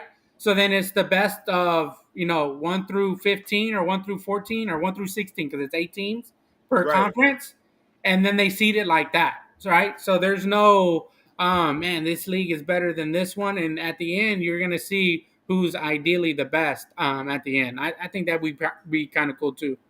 So any predictions on who's going to win? Well, I'll tell you, to me, the most complete team, and it's not surprising that they have one of the best records, if not the best record, is the Denver Nuggets. Jokic is just an unbelievable player. Big men are never really respected or appreciated for what they do in this space, but the guy is the most versatile player in the entire NBA right now. And so I like the pieces around him. Is Jamal Murray healthy right now? I think he is, but I don't think Jokic. I know they sat him a lot towards the end of the season, so that's the one that kind of scares me. I think he had some leg issues. So hopefully this at him, he's ready to go and he's looking good, because with the rest of the guys around him, and then Jamal Murray's a guy that, he had that long injury that took place, but I thought he was going to be a big time star in this league. I saw him play AAU, and the guy is just so extremely talented, great shooter, ball handler, great size, around 6'5", pretty good defensively. Their whole squad looks really, really solid. If they can all stay healthy and keep it together for the playoff run, I think that they have to be the favorite, because guilty right here. I was a hooper back in the day and played some college ball, and You used to be able to ball it up. And I'll tell you, when your body gets to a certain point, it does change. And those guys take just elite care of their bodies. But this is a 25 to 30-year-old man's game. And so those guys are all within their prime. I like that quite a bit. The Grizzlies should also have a chance at the chip, in my opinion. I mean, those guys are just They're tough. they're Wow, tough. They're all Tough the moves kids. that Phoenix made, and they didn't even enter in that conversation. That's crazy. I think Phoenix is soft. They got a bunch of soft players, and this is a man's game. As I always say, I with kids, agree. hey, man's game. Man's So game. This is I said this is Devin why guys Booker's. like Kobe and Jordan just took over the NBA, because they were straight up ruthless. I I agree. think, well, because you said that, I think the team that I like, that I saw quite a bit towards the end of the season, and I didn't see anyone quite take over the game like this guy did, Giannis, right? Yeah, So Yeah, I yeah, think Milwaukee actually has a chance to run the I table in agree. the East, because once you get into the playoffs, it becomes more of a half-court game, yeah. It does. and I don't know anyone that can stop that guy when he's coming down the Yeah, lane. I mean, he's vintage like LeBron, the way LeBron used to be, like a freight train coming down. Now, Yeah. yeah, LeBron lost a little bit of steps there, and he's more fade away. Once he comes, he's like, oh, never mind, let me fade away. Once he gets Mhm. there, and plus he has that foot issue that he's been dealing with that was supposed to actually get him out of for the rest of the season, but he's still playing. But Milwaukee, I think Milwaukee takes it this year. All right, I so mean, any do they dark have the horses? supporting cast? Do they have the supporting cast of Milwaukee? Aren't they all old heads, as they say? Bunch of old heads. Yeah, they got, but no, not really all old heads. I mean, they got people like Grayson Allen. He's only been in the league for like 2, 3 years, but he's a bull. I mean, like Yeah. they have a lot of young guys like that. Who else did they? They picked up a lot of nice But Brooks pieces, man. Lopez is shooting threes. I saw this guy like hit What 10 do you want to threes in see, a game that I was watching one day. It's like the guy couldn't miss either. man? I So like so those. so dark horses, dark horses. A guy, this hobby's funny too, man, because like a guy like Donovan Mitchell against someone that's played the game a lot, that dude is a straight hooper. That guy has He like is. everything. He is a savage, and he doesn't get any hobby love really. Maybe because of the squad he was with, the Jazz before, but I like Cleveland. I think Cleveland could make a little bit of a run, I and agree. They got and the team. I like Mobley too. I mean, playing against guys that are long like that, it's the worst thing in the world. You think you got them beat to the basket, you think you're using the basket as protection. Somehow that arm, that octopus tentacle, comes around the other side and Yeah. blocks you. I mean, it's happened to me too many times in my life, and those guys are really tough to play against. And that guy's got such a great wingspan. They got a pretty good squad. Danny Green, I know, is there, and that's the other part about the NBA playoffs and cards that are cool. Is the best ofs makes the comment that De'Aaron Fox was dumb cheap coming into the season and Mm-hmm. here, and it's like it's so spot on, because this is where legends are made, right, within the playoffs. And so Yep. De'Aaron Fox had a great season, but people you had to sleep on his cards because he's kind of a tweener. He was really fast. He didn't really show all that much stuff, even though he's on the USA team. There were a lot of guys like him in the league. The same thing happened back in the day when I was ripping. I would mention the National in Atlantic City in 15-16. I bought a ton of Prism cases at that time. I was just ripping them in my room, and I had so many Jokic like silvers and flashes and all sorts of stuff. And I'm like, who the hell's this Jokic guy? This kind of out of shape, fat white dude that kind of looks like Right. me playing basketball, right? And those then took off. I mean, those became live in 2020, Yep. 2021. I got a bunch of them graded, and so that's the other cool thing is that those packs that you ripped and those cards you've been holding in your separated boxes there, like you go through, you're like, oh man, I got all these De'Aaron Fox rookies. That's kind of cool now, and now you can get those graded, and they've got some value to trade on the open market. And let's say those guys do really well, those are even worth even more. So that's the other part of the fun part of the playoffs, that you can match them with the cards. So my Agreed. dark horse, and it's kind of weird saying that they're a dark horse, but it Mm-hmm. is going to be the Lakers, man. Yeah, Towards the Yeah. end of the season, AD looked really good. Like you can start to see the team start being AD's team more than LeBron's team, right? Because you see Father Time kind of kicking in there. But I yeah, think some of the pieces that they got acquired towards the deadline, and like D'Angelo Russell and Rui Hachimura, like those guys are playing really valuable minutes. Even Austin Reeves has kind of stepped up a little bit. Like whoever thought that Austin Reeves would be one of their primary contributors on that team. So towards the end of the season, they really started to gel with each other. And Yeah. then LeBron will be LeBron in the half court, and he can take over games if he needs to.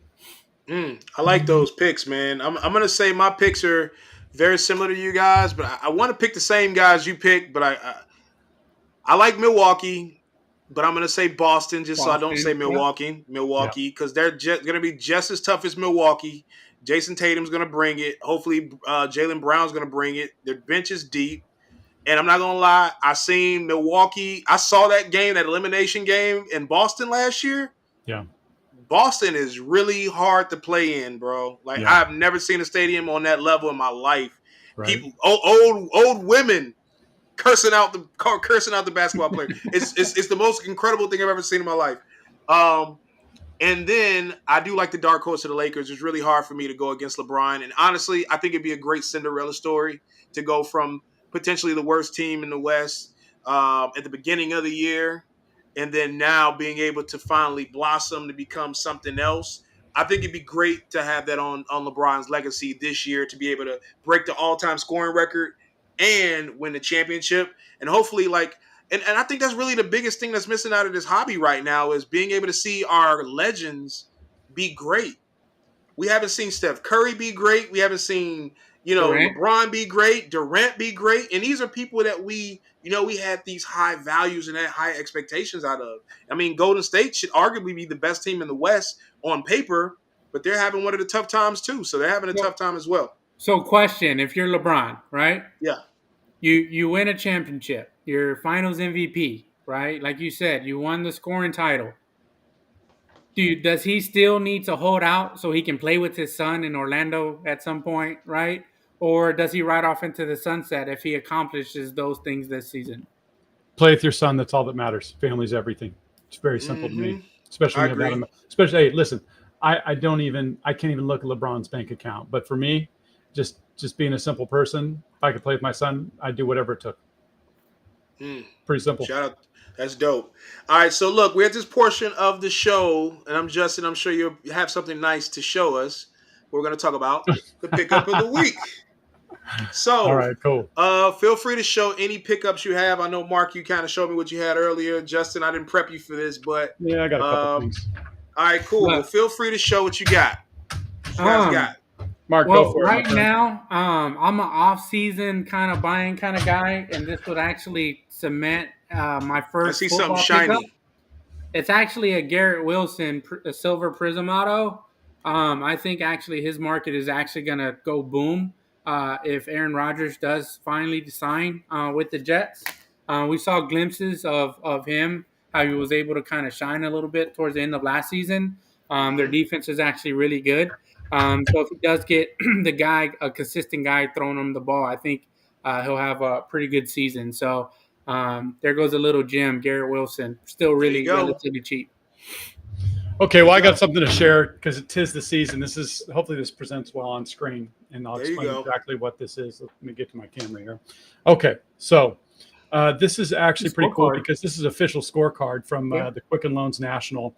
This was on June 28th through July 1st, 2018. And this is the scorecard for the duo of Tiger Woods and Mark Leishman. So Masters. This is PSA slab, authentic, kind of cool. Obviously, we know Tiger's playing right now, and they have to sign the scorecards at the end, right? So it's signed right here. Yeah, you can. Yes, it is. Yes, it is. It's autographed there, so you can see the score. They autographed the score 35-32, Tiger auto, Leishman auto, and it actually looks pretty dope within a PSA slab. You're probably going to know the answer, but how did Tiger finish in that tournament? Because I think that was when he was relatively good still. Yeah, I don't know the answer on that particular. I knew it at some point. I'd have to do the research on it, and that's one of the reasons I wanted to buy it and use it, and I got it slabbed up is because I think he finished really well within that particular tournament. Although, again, on this particular card here, which was the back. No, it's what round was it? Yeah, this is the round. Was this? Because I always wondered. This was round one. This was round one. I always wondered what they did with those scorecards after they were done with them. Yeah, often the caddies keep them. So they usually give them to the caddies, and they know the caddies can make some money with those on the secondary market.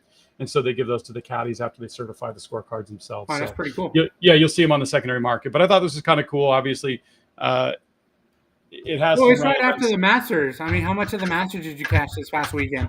Mm-hmm. Yeah, absolutely. I mean, did you watch any of it? Yeah, the final Yeah, round for sure. yeah, it's a, Brooks looked good until he didn't. And yeah. then I was actually rooting for Victor Holland, and he kind of took a little plunge there before kind of finding it a little bit towards the end, but it was a little too late. He was making some pretty magical putts there towards the Yeah, end. yeah, So it was really fun to watch John actually bring it home at the end. yeah. That's my favorite part of the Masters is it's not the long ball. It's the green game really that is exciting. I mean, Mm-hmm. I've never played the course myself, but I mean, what a difficult course, and especially when weather's involved. So that's kind of cool. I'll share one other final thing with you that I think is really cool. I had this actually showed a few people, but this is an Elon Musk signed dollar bill. So That's so dope. He got a Tesla. He had a I got a Tesla Tesla. reference Now, earlier.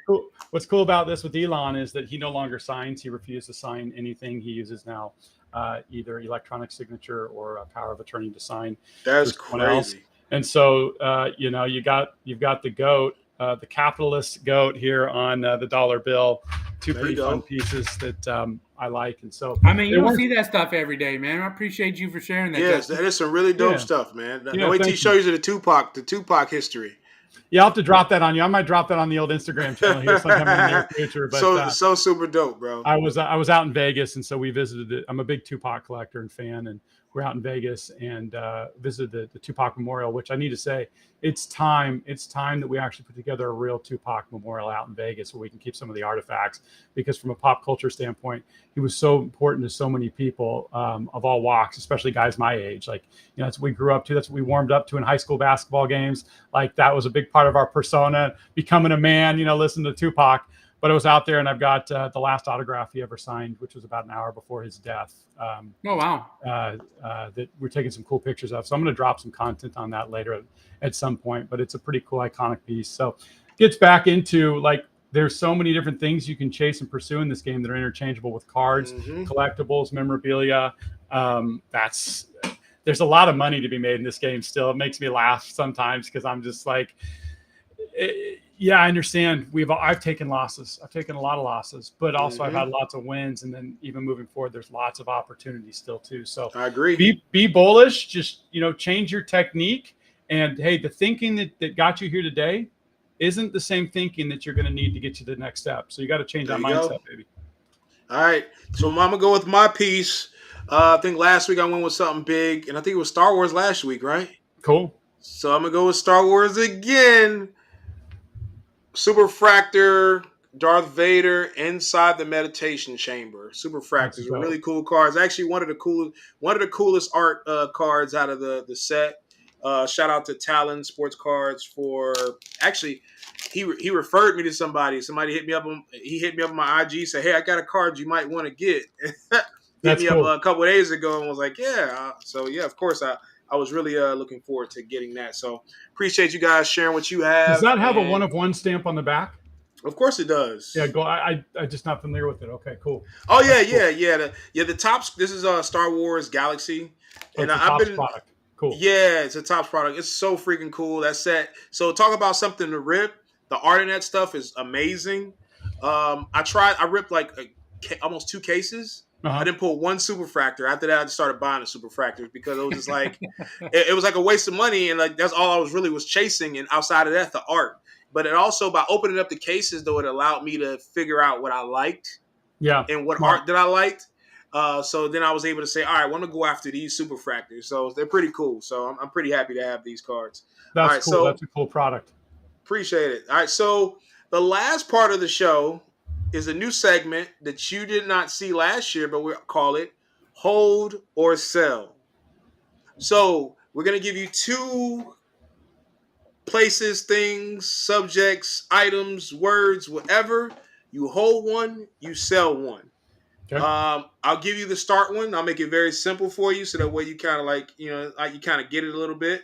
Um, so Mickey Mantle or Babe Ruth, you're holding one or you're selling one. Which one are you doing? Holding Babe Ruth, selling Mickey Mantle. Oh, that was too easy. That What was too easy. I guess for me, I would ask the question: what rare cards out there that could be put on that kind of level is out there? Being that you worked at PWCC, Yeah. I'm pretty sure there was some rare Babe Ruths that came through there. But what would you put on that kind of level of what a Mickey Mantle kind of sells for today? Are you talking price wise, or do you want to know more about the individual cards themselves? No, price What are you wise, asking? price wise. I mean, you have like a evaluation on a PSA 10 Mantle around 20 million. So Yeah. So, well, PSA 10 mantle, I think, is worth a lot more than 20 million. I think that's probably worth more in the 60 to $70 million range, in my personal Gosh. opinion, depending on the eye appeal. And I think Marshall Fogel, who owns the PSA 10 Black Diamond Mickey Mantle, is the most beautiful. It was displayed at the All Star Game 2 years ago when it was held in Colorado. So I think that's really truly a grail. I know that word's thrown around lightly. Now, here's the thing about Babe Ruth. Now, I believe, and I could be wrong here. Someone can fact check me on this. Fact check me, because listen, I'm wrong every day, but I try to be right. I think there's only 2 cards that actually were produced during Babe Ruth's playing days. Okay. And so that makes that scarce altogether. There's 2 cards, I believe, that were again produced during his play. Everything else he wasn't playing. yeah, And so that was after his playing career. So his stuff is, especially playing day stuff, is a lot more rare and a lot more valuable. And you got the Gowdy set, obviously, with the Babe Ruth yeah, Gowdies. that was a Gowdy. Yeah, Those are beautiful cards. Are really hard to get in nice condition. They're extremely liquid. So we want to talk about liquidity if you want to move into something else. And there's always a market for them. Same goes with Mickey Mantle. But again, there's a lot more cards that were produced of Mickey Mantle, a lot more during his playing days. There's a lot more of those sets that were mass produced. There's a much larger population. They are very liquid as well. But for me, it's Babe Ruth. And if you look at signature cut cards, which I'm going to bring to the example as well, what is a nice Babe Ruth signature bat barrel? Yeah, thank you. What does a bat barrel or a signature cut of a Babe Ruth go for? It's crazy money, especially if the auto's nice. I mean, shout out to my guy, Eric Myers, who has the backpack always full of the interesting Babe Ruth autos. Is that those are things that people hold on to and don't generally sell if they're really in nice condition. and we don't typically ask the questions like that during these I'm whole wondering sales. what's going on. I'm like, what are you So I doing? messed up. I mean, but I was generally just because Get a helmet. your background is at PWCC, and you talked about seeing some rare items. I just, yes, we've seen the bat barrels, and they're really cool. And G has some incredible bat barrels. That's like one of his PCs that he does. But like, you don't hear about $60 million card of Babe Ruth, but I think you should, right? Yeah. So my question for you, hold or sell, Lakers or Timberwolves? Is that to me or to you, Raphael? It's all to you. It's all to Okay. you. So I would sell the Lakers. I would hold the Timberwolves. Hmm. And are we talking teams or card? I mean, I guess both, because I like Ant-Man a lot. I think that guy is like a superstar. He's the full package. I like the squad. I like the city. The Lakers, to me, they're in the twilight, and I just can't deal with them losing too much more with this current roster and reconfiguring it. It's like I'd rather see the team be dismantled and rebuilt again. So that's my sentiment around it. But I know that's not the same for a lot of people. All right. Hold or sell the NBA or the NFL? NFL is the king of cards now. I mean, if you want, it makes me laugh, and it makes me, again, you want to talk about my losses. I used to have so many NFL cards, really important stuff, and just they sold for nothing way back in the day, which is fine. But everybody's hyped about NFL, and rightfully so. We've got to, and this is why I don't like when people diss on ultra modern. It's ultra modern stuff can be really cool because those are the people that are buying it. Those are the people that are like propelling the hobby forward and the space forward. NBA is dead for a couple of reasons. Number one, they got too political. Bottom line for the NBA, they did, and it pissed a lot of people off. And a lot of people backed off from the NBA, buying it, engaging with the players. Number two, the greats are in their twilight. So there's no real true greats that like have that persona, that swag, that mentality that people can relate to, and that I think people want to attach their brands to. The NFL, they don't say anything. They got helmets on the whole entire game. They're out there playing hard. They're out there. Every game's fun and somewhat competitive. They don't sit out games because there's the level of guaranteed contracts isn't the same as the NBA, and the card market's completely responded to that. Also, the quality of players coming out in the recent drafts within the NFL from a quarterback standpoint have been really fun and cool to chase and pursue. I mean, you even got a guy like Jordan Love right now, who I really think is going to be a solid player. He hasn't had much time on the field, but you can speculate and have a little bit of fun with him. And he hasn't even got on the field really yet to play. And then you still had Tom Brady playing last year. Aaron Rodgers is still an OG.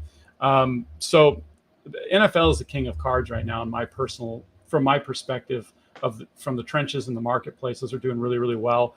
The top end premium stuff that has been either overhyped or it's not really scarce or unique or valuable. Unfortunately, people have been burnt by those.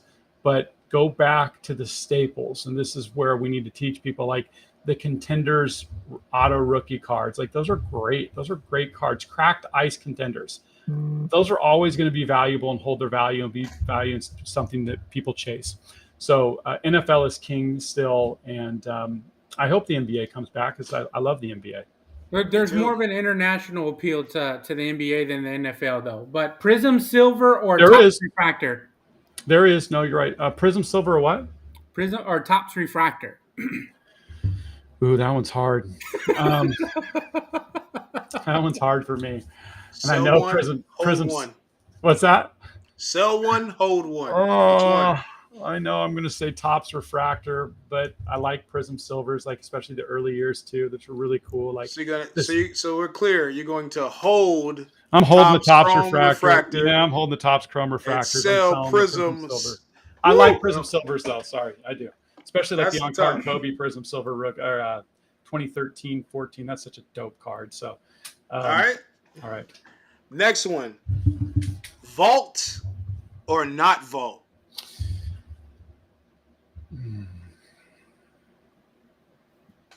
I want to vault if I'm going to liquidate the asset within the next 90 days. If I'm not going to liquidate the asset within 90 days, I'm going to keep it at home in my safe, or I'm going to take it to shows, or I'm going to show people. But if I really need to liquidate a card, there is no better way, because like you said, Raphael, earlier, I mean, I've bought $1 million worth of sports cards in my lifetime.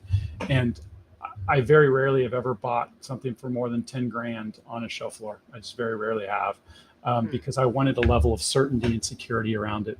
That's me though. So if I'm going to liquidate something, I'm going to go to a marketplace and I'm going to work with them, the company that can do the best product placement, give me the best marketing, give me the best terms, and that I think will actualize and realize the best price. I'm going to do that for things I want to sell within 90 days. Exquisite or National Treasures? Exquisite. Exquisite or National? So you're going to hold Exquisite. All right, so I'm going to throw you a curveball then. I'm not sure you're into it or not, but I'm going to say it anyway. Star Wars cards or Disney cards? You're going to hold one or sell one? I'm a Star Wars dork, actually. Apparently I did a good job of hiding that, but I like Star Wars Sapphire. I think those were really, really cool cards when those released. I mean, those were dope. So I would hold Star Wars all day. I don't really care for Disney. I see the product. It looks fine, but Disney was like mass marketed for a long time. And I don't know, it just doesn't sit right with me. But so I like Star Wars. I would hold Star Wars. Okay. WWE or UFC cards? WWE or UFC cards? Hold one, sell one. I guess UFC, hold WWE. It's a fake sport. It's not even real. So I know in UFC, like you're going to get punched in the face. You're really going to feel it. So I'm going to hold the UFC. All right. I think this is the last one. You got one more. You got one more, Mark? I have one more. Yeah, you started it, so I have one more. For comping cards, hold one, sell one. Only alt or card letter? I like only alt. I really do. And you called that out. That was a good play. Only alt. I think that, again, their interface is the coolest. Card ladder's dope too, but I do like that. I'm all about quickness and like speed to information.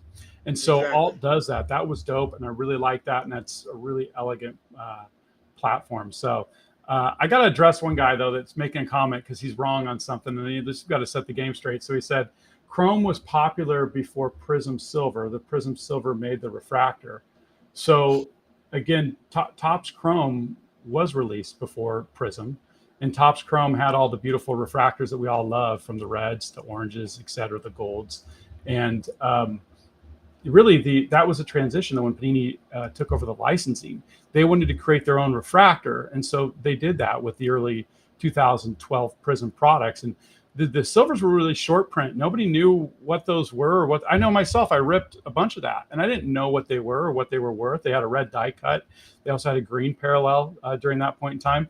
So I think that Topps Chrome is a beloved product. If I'm wrong about that, the data says otherwise, but it's a beloved product. And Panini did a good job with Prism bringing the refractor, because people love shiny stuff. So yeah, I agree. I think they did a nice job, carrying that over. And I know we got news that Topps is going to start printing basketball cards again, which is very, very cool. And I'm excited about that. Yeah, me too. I'm geeked. I'm all for it. That's why you think I've been buying super fractors. I've been definitely on it. I definitely appreciate that. Yeah, I'm geeked. The last one I got here is eBay or PWCC weekly auctions. Well, so it's hard to go against the really well. No, that's I'm unemotional to take anything out of this. Like, they're just two different buying styles for me, because I'm going to buy raw on eBay. That's what I'm going to do. I'm going to go and buy raw on eBay. That's just what I'll look for and what I'll do.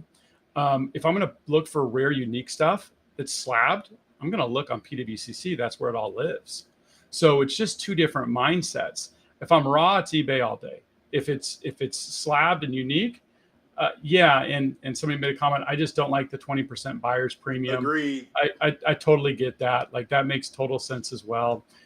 I think the offset of that is some of the certainty that you get with the cards, which I talked about earlier, because we don't have enough time for me to share all my eBay horror stories, even as of recent, of stuff that I've got that's like fake, or it's beat up, or I do not like the eBay authenticator though. I'm not a fan of that. No, it takes forever. 2 weeks. 2 weeks to get a card. 3 weeks, and it takes a week to get to them. Like, it's the most. I don't know. I don't get the concept. I guess it's better for like sneakers and stuff like that, but for trading cards, I mean, it's like, that's the certainty though. That's the certainty that we just talked about. That Justin just talked about. I mean, because they don't reject them if the cards are beat up, right? They send you a message that says it cannot be authenticated. I bought a card like that. Yeah. I bought a card. I forgot it might have been one of my Jay-Z cards. I can't remember what it was. I bought a Jay-Z card, or some card I bought, and it said it couldn't be authenticated, but they shipped it to me anyway. But it graded, so I mean, I knew it was a real card when I saw it. So I mean, yeah, I mean, I've bought cards off there. Again, no one's perfect, so I'm not calling out anybody. I think everybody does the best job that they can within the space. But I mean, I've gotten so many cards that were short. I pull out my ruler, I measure. I'm like, damn, somebody really took a haircut on this thing. Yet it's authentic and came through. And at that point in time, I'm like, I can't grade it, and that's fine. And again, there's factory miscuts that do take place, but some of these have been blatant. So. For me, if I'm going raw, though, all the excitement, that quick dopamine release is like hitting there on my safe searches, looking at those. I do those daily, every day. And then PWCC, that's, of course, more of a weekly event when I'm going to go through and look for some rare, unique slab stuff, which is where it shows up. And then I think there's a lot of opportunities on golden options right now, or golden auctions, too. I've been going through there and hunting on their weekly auction. And like, there's tons of opportunities because there's too many platforms to follow now. So, I know we didn't get a chance to talk about it, Ralph, but it was one of the topics we were supposed to. But, man, PWCC just dropped one of their lineups of their upcoming auctions. I've never seen that many cards that rare in one spot at one time. I agree. It's about to get worse because Golden's about to do their Golden 100. So we're talking about at least 200-300 cards of super rare stuff. How does the market react to that? I mean, it's going to probably be some bad comps on some stuff. Cool. It's a great way to get great stuff cheap. Let's go. Like, make the play. Especially if you're new to the game and you want to level up. Like, I mean, you're right, because I saw those Giannis Prism RCs PSA 10s. Yeah. I mean, I got my eye on a couple of those. I'm like, I haven't been able to afford those. I mean, right. The market's becoming a little flooded and saturated with some stuff. That's cool. That's a great way to make some plays. 100%. I mean, but it does. It does kill. It does kill if you're holding, right? I mean, it kind of makes you reluctant to sell, right? Yeah. And there's not enough money to go around to inflate those prices to the levels where they need to be at. But I think there was a couple comments in here too, that you buy the card, right? And it's okay to sit on it because the price to get another one of those is so high, that you might not see it again if it's bought by the right person, right? If it's bought by the wrong person, you're going to see it on eBay 2 weeks later asking for double the comp, and they're realistically not going to get that until That's some crazy. other event happens. Oh, so, some people will buy it and see it's an opportunity because it will be, and it may be me, and maybe I don't. I mean, and then some people will put up on their eBay account instead of price point for it where they think it will lie. I don't think there's anything wrong with that, but you're right. There's going to be a lot of opportunities because there's just absolute heat right now out in the marketplace. So didn't Rockefeller say the time to buy is when there's blood in the streets, and that's when the real 100%. G's have made their money in the past. But yeah, if you're holding that, you're like, oh, I hate that. That's horrible. That does not feel good. And I understand that component as well. And I'm sorry if that's happening to people. But Well, I know I want to just say this. This is by far the longest show that PrizmGawds has ever had. And I want to say I thank you enjoyed every for. second of it. Oh, you know what? I enjoyed it too, and I promise you, like I wish we can keep going. It's safe to say we would love to have Justin back on it Oh, again. for thank you. sure. I look. The Again, one he's thing a I do appreciate knowledgeable. I appreciate the most about you, Justin, man, and we always believe in giving people flowers, while they can still smell them, is the insight that you give on every one of your answers. I mean, Yep. it's one thing to just give an answer, but to give rationale and reasoning behind it the way that you do, I truly appreciate that. It is one of those things where when you said if we're going to educate the hobby, we might as well educate them in that John Morant Yeah. example. So thank you for doing that. Thank you for your answers to just about every question that was presented to you. Yep. And then to be able to come back and say, you know what, that is a good valued argument. So just that internalization that you have as well, to know that, hey, my answer isn't the only answer, but and there's other ways to look at it. So I truly appreciate you for that, Justin. Those are very kind words. So thank you very much for that. Appreciate it. Yes, yes. All right, before we get off, if anybody that's still on here, if you have any additional questions, this week actually didn't stream on Instagram this time. I didn't put the link in quick enough. So next time we will be on Instagram next week. Next week we also have a special guest before we let Justin answer some questions.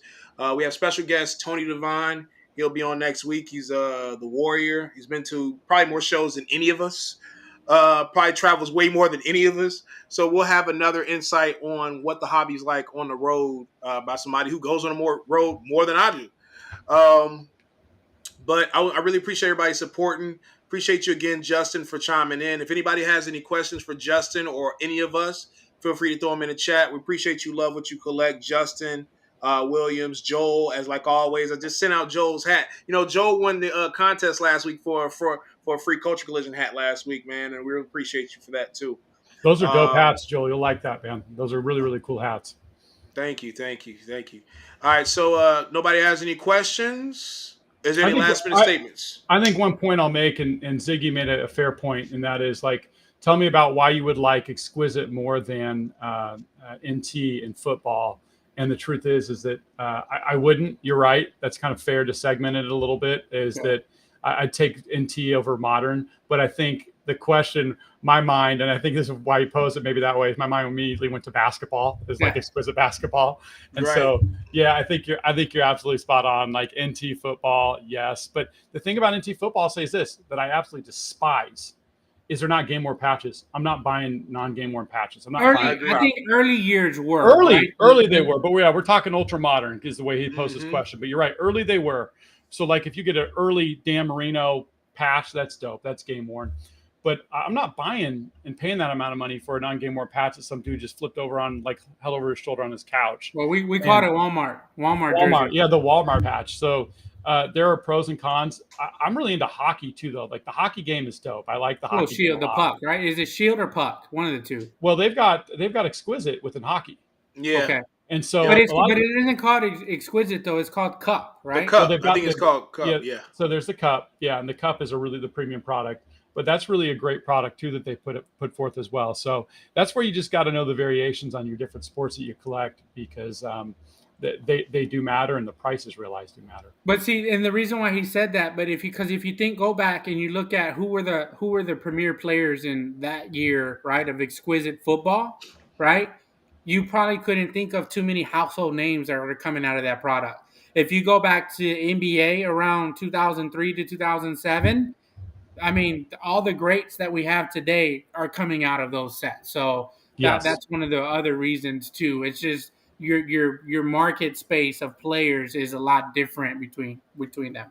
Oh, and there's some dirty, exquisite NT patch cards. I have one that's like a quad patch card, and it's got LT, LaDainian Tomlinson, who's straight G, Adrian Peterson.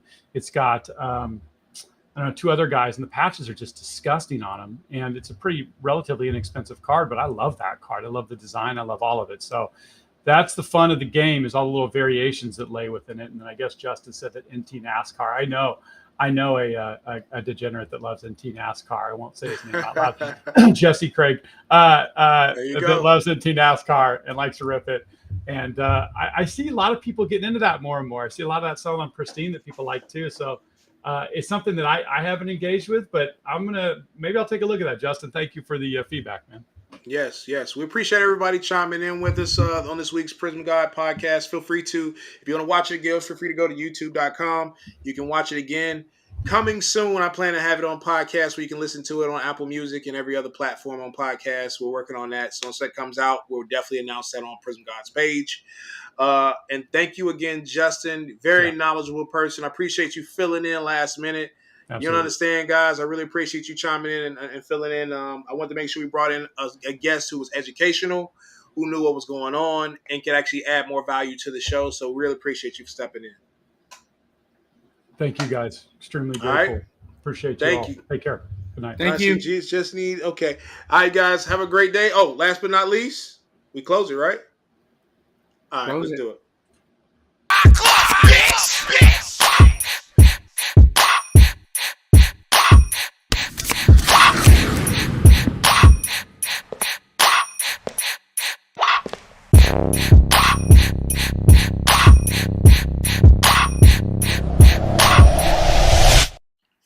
Good night. No, good night.